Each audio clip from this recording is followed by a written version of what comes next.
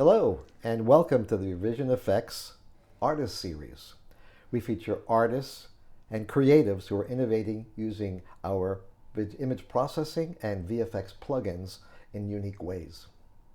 Revision has helped thousands of artists and technicians in the content creation industry to achieve their unique vision. Today, we're delighted to have one such artist, David Lebrun. Welcome, David. Thank you, Anthony. Thank you for sharing your work and your creative vision with the Friends of Revision Effects. David has been creating unique content for over 50 years. Today, David will share with us a bit about his past and the current projects. David, can you take us back to where it got started? It got started quite a number of years ago. I have all my career, and it's been an amazingly long one, in fact. I have been looking at the history of cultures and of art and of science and of religion using documentary and animated techniques. And I got my start with animation when I was part of a kind of legendary light show in the 1960s called the Single-Winged Turquoise Bird. And wow. we did the light show every weekend at the Shrine Auditorium for bands like Cream and the Velvet Underground and the Who and it was the Shrine Auditorium, so the biggest bands that came through town came to the Shrine. It was wonderful. And we had a liquids department and a slide department and a film department, and we would combine 12 projectionists all combining their work on a single screen. And for that, I began to experiment with creating animations based on symbols from human history and scientific illustrations. In this case, these are some examples of the things that I used, which were scientific illustrations of Paleolithic hand axes. Mm-hmm. And then I used a printer to create looping animation where they would be rapidly sequenced and looped and come to life. So you did mechanical animation? It was done on 16mm film, and I could only use straight cuts. I could use dissolves, but I didn't want to. I was creating this animation using rapid cutting from one image to another. And then these would be combined with the liquids and the slides to create what appeared behind the band on the big screen. I remember those days. I spent quite a few lost nights and days there. Oh, I've forgotten many of these days. So that animation got me started on this, and that was the 60s. And in the 1970s, I created an animation of Tibetan Thangka paintings, an animation of the Tibetan Book of the Dead, shot from original 16th and 19th century Tibetan Thangka paintings, again, single framing. And I built an optical printer, and I was doing these elaborate looping and figuring out how to align them and so forth. And then later I did a feature film called Proteus, which was using animation of scientific illustrations from the 19th century, and worked on it for over 20 years, finished in 2003. But I was still only able to make things sequence to the extent that I could find similar things in sequencing. I always wanted to do in-betweens, and you couldn't do in-betweens with this kind of material. Until in 2009, I discovered reflex morph. And I began kind of going back and essentially doing a project that was recreating what I'd done way back in the 60s of dealing with these things made by humans since the beginning of time. But this time I started traveling to museums and archaeological sites and photographing these things, the actual objects. And in this case, I went to France and photographed in museums lower Paleolithic hand axes, and aligned them and sequenced them, and then brought them to life with reflex. And when I began to look at the results, I immediately realized I had initially been thinking that this would be a film, that I would be doing a film that went through time this way, and I realized that this one piece, would be many minutes long, this animation of the hand axes, and that what this whole project really belonged not as not as a film to be seen in a theater, but as an installation that you would experience like in a museum context.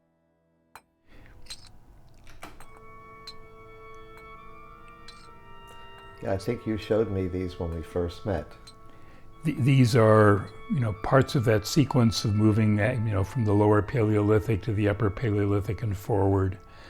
And I came to the idea of doing something that was going to be on dozens of screens, high-resolution 4K screens, that would take you on a journey through time, how these objects evolved and how human images and the things that they made evolved over time. And we ended up traveling to over 300 sites and museums in over 16 countries, and I accumulated, so far, I'm still working on it. I started in 2009, and the films really began to get finished in the last few years. I've accumulated over 60,000 images. And that's what this project, which we're calling Transfigurations, is based on. And it's all, I'm using several different animation techniques, but most of them are using reflex morph. That's pretty exciting. What struck me most is that your work allows us to see something we might never see at any one time. We would go to a museum, we would just see one experience, or we'd have to walk to another exhibit. And this really helped me understand how the artist evolved over time and how the art evolved over time as civilization moved forward, and the influences that culture played. I think you brought that to light for me.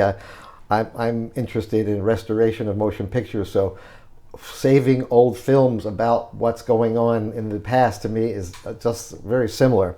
I'm sure some folks are curious to understand how you brought to life the stunning works these arts and craftspeople in your latest project, Transfiguration. But that's a tongue twister. How about a little look under the hood of your workflow, because we're talking to people who do this and would love to learn your technique. All those images, all of those layered Photoshop files are brought into After Effects, and then I'm constructing my After Effects project and doing the morphing. And what I would like to say about creating of masks and the using of masks over time, I first start to make the masks as simple as possible, use as few points as I can, so I'm not doing the extra work, and then being very careful that the relationships between the masks stays constant. I think of it as like if you have a rubber sheet and you're moving and pulling a rubber sheet as you're adjusting these masks, the topological relationship between things need to stay the same. If those points, for example, in this one, you've got the points at the end of the masks on the hair and the ears, which is touching a certain point on the cheek, and at that point, as you go from one image to the next, those points need to stay in relation, because if they slide apart from one another, you're going to get this digital weirdness. Yep. And I will render out and check and see, and I'll adjust. And with a face like this, it's fairly easy to do.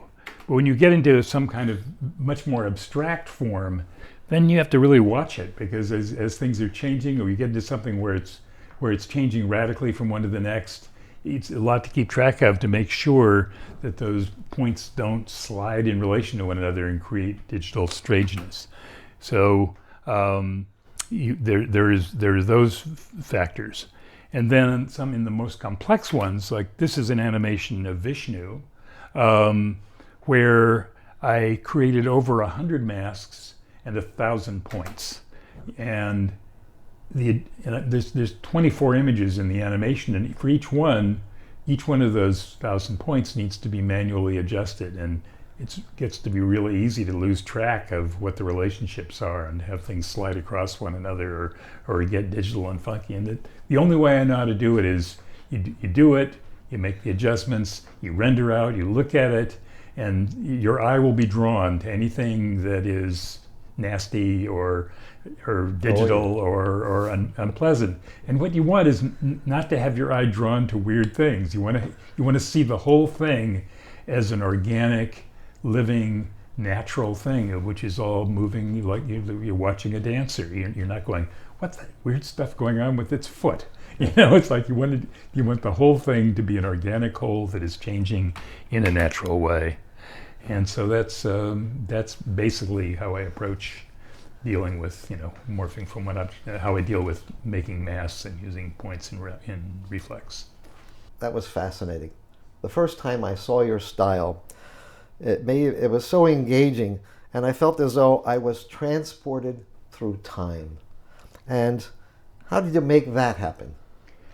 One of the probably the major difference between myself and most reflex users is that rather than just doing a single morph from one thing to another, I'm doing a series of morphs, anywhere from dozens to up to 100 or more images in a series. And what is that time range on a couple of the projects? Oh, in the Paleolithic, it's thousands of years. I did an animation of coins where you're following them from Greece from Philip of Macedon's coins to Rome and then to Gaul, and so you're following them over hundreds of years and seeing how they change over time.